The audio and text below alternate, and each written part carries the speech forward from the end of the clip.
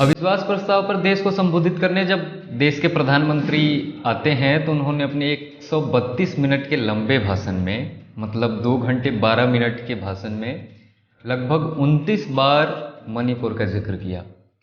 ये अविश्वास प्रस्ताव मुख्यतः मणिपुर के कंडीशंस के ऊपर ही लगा हुआ था विपक्ष के तरफ से। उन्होंने विपक्ष को ये बात याद दिलाई कि वो 2018 में बोले हुए थे कि अब फिर से अविश्वास प्रस्ताव लेके आइएगा।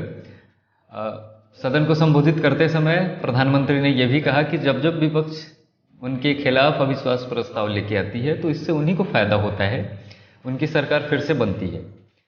इसी बीच प्रधानमंत्री जी ने यह भी कहा कि अगर तीसरी बार उनकी सरकार आती है सदन में तो भारत को वो तीसरी सबसे बड़ी इकोनॉमी बनाने का काम करेंगे।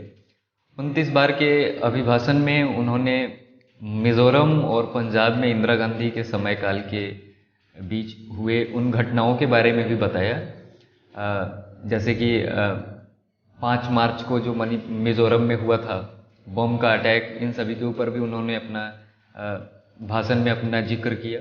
इसके अलावा उन्होंने पंजाब में जो कुछ भी हुआ था इंदिरा गांधी के समयकाल में उसके ऊपर भी उन्होंने बताया। उसके बाद उन्होंने ये भी बोला कि अगर जो भी शेयर मार्केट में इन्वेस्ट करना चाहते हों तो विपक्ष जिस भी कंपनी को गाली दे रही हो उसके ऊपर वो इन्वेस्ट करें, इससे उनका खासा इजाफा हो सकता है, क्योंकि ये जिस भी कंपनी को, जिस भी संस्था को, जिस भी इंस्टीट्यूशंस को ये गाली देते हैं वो आने वाले समय में प्रॉफिट हो जाती है, प्रॉफिट में चली जाती है। इसका खासा एग्जाम्पल उन्होंने दिया, जैसे LIC और HAL कंपनी जो हेलीकॉप्टर्स का निर्माण करती है, उन सभी के एग्जाम्पल देके प्रधानमंत्री जी ने समझाया।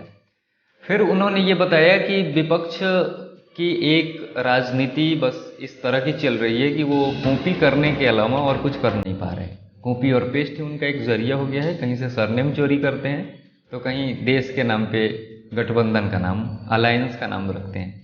उन्होंने ये बताया कि सरनेम गांधी जी से चोरी किया और इंडिया इस देश के नाम को उन्होंने उठा के डाल दिया अलायंस में।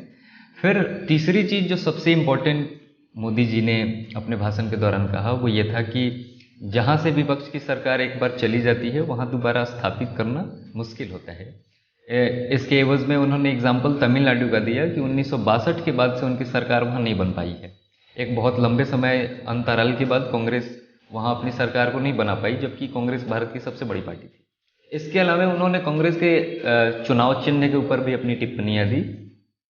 विपक्ष के ऊपर निशाना जिस तरह से साधना चाहिए या फिर विपक्ष के जिन जिन सवालात थे उनका जवाब देना चाहिए, उन सभी को मोदी जी ने बहुत बखूबी अपने लंबे भाषण में, अपने 132 मिनट के इस लंबे भाषण में सभी को जवाब दिया और सभी का के ऊपर कुठाराघात भी किया। लेकिन हम आपसे ये जानना चाहते हैं कि आपकी क्या राय है। आप मोदी जी के 10 में से 10 अंक में से कितने आप उनको अंक देंगे उनके भाषण, उनके अभिभाषण पे? और आप राहुल गांधी जी को भी अगर सुने हो तो आप उनको कितना अंक देना चाहेंगे? बहरहाल सरकार जो भी आए, सरकार का ये काम होना चाहिए कि देश की एकजुटता कायम रहे।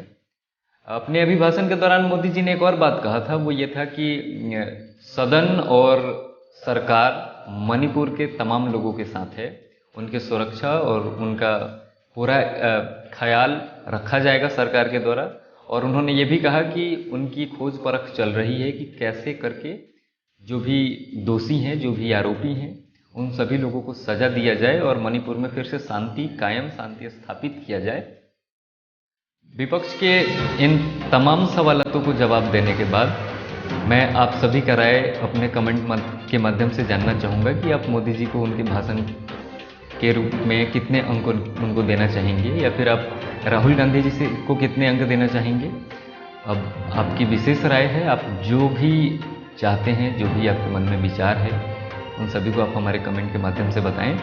तब तक के लिए बहुत बहुत धन्यवाद।